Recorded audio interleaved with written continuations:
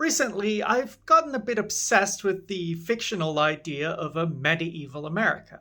That is to say, an America that encounters the same kinds of social history or social structure that we saw in Eurasian state societies around the year 1000, let's say.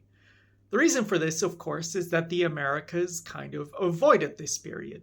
Its indigenous settled societies don't really resemble it, and when the colonial powers came around, their societies were hallmarks of the early modern period. So that means that there are real aspects to America's geography and social landscape that show a lack of the kind of influence you would see from a medieval history. For instance, if you look at the United States, there is a distinct lack of regional specialization, or, for instance, the formation of local dialects when compared to even a much smaller country like the United Kingdom.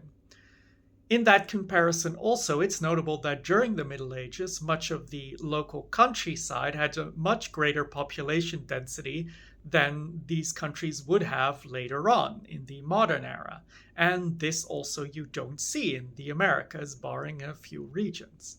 So, with that in mind, a medieval America, which would likely only come about in post apocalyptic circumstances, like in the map you see behind me, is a unique scenario that offers a lot of questions about what a American mode of life with all its creatures and crops and social forms would be like if it had to be oriented in that medieval way.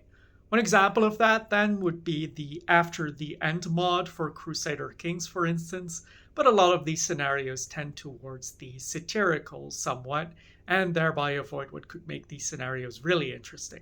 Like, for instance, an America that doesn't resemble medieval Europe so much as medieval China, forming a coherent state across the continent that has the kind of big bureaucracy and urban density that we saw in China during that time.